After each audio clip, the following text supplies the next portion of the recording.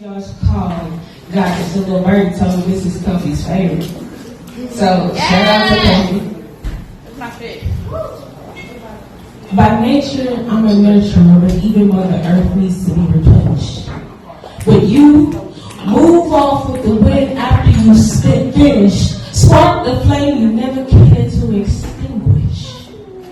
Chaos from the fires that you ignited. Destroying trees from seeds that you planted, choked and suffocated by the smoke. I take responsibility. Yes, I invited it. But you wanted sunshine and somehow wasn't even available to cast a shadow. Couldn't enjoy the breeze because you refused to slow or even roll down the window.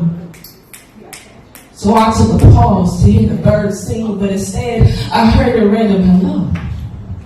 And his hello led to me being invited to see the universe, reminding me that I could be free if I used my tears to just water and heal where it hurts. Yes. And that I've always been whole and just a beautiful part of me just needed to be refurbished. I heard this understanding shift across the room. Because no tear I ever shed stopped me from writing these poems. And no failed relationship or lesson learned ever stopped me from growing. I'm here today knowing that maybe I'm not supposed to be. See, death's been after my life since the day I was born. That's why it's still chasing after me. Could be why my pop showed up to the delivery room with a trophy. So hear me when I say I was born to win. So if my light shines too bright for you, grab some shades or find some shelter then. Because when the sun is shining, it never asks for permission. Listen, all I'm hearing is complaining about how my leaves fall. And when it was raining, the drops was too loud for me to hear any non-existent concern calls. And when it dried up, it was too hot for you. Now you beg for warmth when I'm cold like ice? No. You so ungrateful and naive. You selfishly take up residency while simultaneously destroying me, then look to me for rescue? How dare you? I bet you think this poem is about you. Don't you? Don't you understand that there's a reason why I'm different? I'm moved like a goddess. But this here isn't even about me. This is a self-empowerment message. Love yourself and whole in whatever way that you wish. And if you don't remember anything else, remember this. You are perfectly imperfect-ish. A message from the Spirit. Y'all feeling good in here? Y'all feeling good? I'm feeling real good. So the next piece I'm about to give y'all is called Miss Feel Good. Yeah. No. So, I was created in a lab for desires and needs. I said, I was created in a lab for desires and needs. But I'm real, just like you.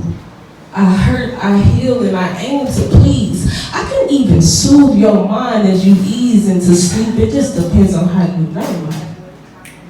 See, in the hood, they call me by my nickname, Miss Feel Good. Bad mouthing my rep, saying that I'm bad for you. But trust and believe I'm real good for you. You see, my government is pharmaceutical. But when I'm in my natural element, bringing peace and healing, I'm known as herbal. My mama people, they from the periodic table. And my daddy people, they grow through red dirt, thick in the roots. See, them trees more stable. Just tell me what and how much you need and where you want to meet, and I got you. Formerly, I identify as medicine, so I'm accepted wherever I travel to. From the way that I taste to the way that I smell, I come in many forms, boo. And when I'm needed to set the mood, my sugar daddy, he called me Little Blue. But you can call me Weed. Cause I was created to be wrapped in leaves, fires of passion burning through me. But when I was found in the backseat, protected by a baggie, they locked up my cousin's daddy. Little Batty, my cousin. She mixed with something. They call her white girl. never confusing the two. She wear laces, she'll make your mind swirl.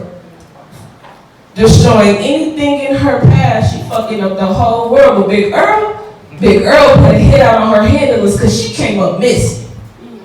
Popped her sister in the club for visiting. Found them both at a house party. Now my auntie, she mourning, calling up my sister, begging her to plead the case because she went through the needle. Doctor's orders. She's controlling dosages so little that even a judge considered her legal. Too much to handle when we all in the same room. But my uncle, he cool. He a big homie. He know when shrunk. He could chill any situation if you just lay back and consume. Assume that it's just a process with just a few stages. Except for vaccine, he's still just a baby. He needs to go through a few more phases. But it's milling, pressing, coating, and pressure for the rest of us. Thus, we family, we try our best to stick together. Because we know that after being digested and decomposed, the only traces can be found that solidifying that death is forever. No worries and no cares about who we taking out when we fight to survive, because all of this shit hurt. And the creator, they keep calling him clever.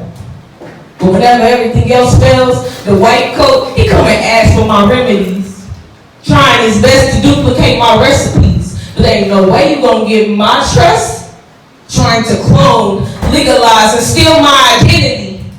Jealously, white coat, he learned a very valuable lesson. Because vaccine, he a preemie, he need a lot more testing. And me, I'm just fighting to be free, to be left the fuck alone, because I'm running on adrenaline. Street medicine, but in the hood, I'm Miss Feel Good.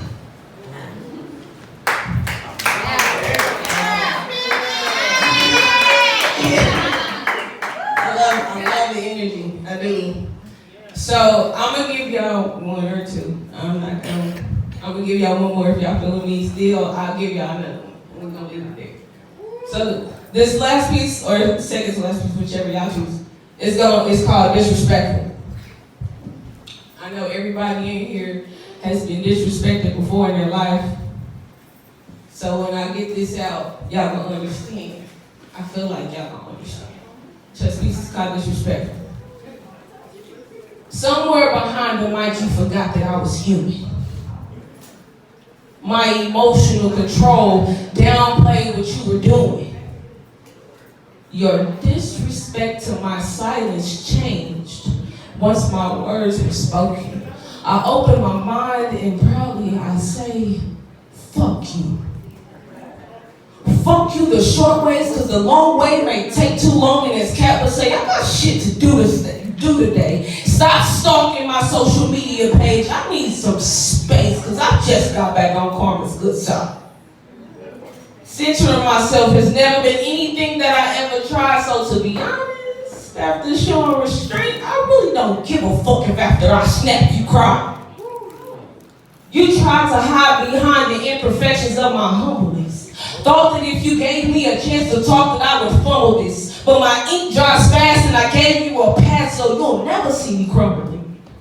A woman of Proverbs chapter 31, and thus far the realest one I ever been. My own brain tried to take me out, so your childish stupidity really only makes me cringe.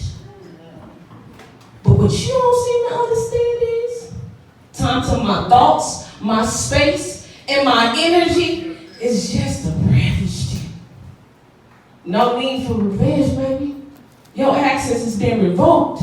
You thought that I was naive and that these eyes couldn't see, but the ice finally broke. So I wrote these words as if you was coming for my mama, and I think I smell smoke. And trust me, you don't really want it. You wasn't careful with your disrespect, but you forgot what it felt like for me to just be honest. Now you at a loss for words, like you hooked on phonics, and chronic wouldn't give toxic a penny for your thoughts. And addressing it or you wasn't even even worth the cost. So instead, I took ink to a page and brought it to a stage and increased my value like a boss. You did the most to call me out, so here I am. But where did you go? Running around bumping bullshit. What you thought I didn't know? I just cut the weeds and removed the dead leaves so the healthy could continue to grow. I just didn't get the memo that I had to explain why I wrote the poem, Your Simple Ass. I guess after all that cleaning, I just forgot to take out the trash. And stepping out of character for someone like you just isn't even worth dirty in my class. So as the stories remain to be untold, I'm just too solid to disrespect my own version of beautiful. See, I write in ink and you want me to acknowledge the fact you got a pencil? You could remove the mask off your face, but you could never erase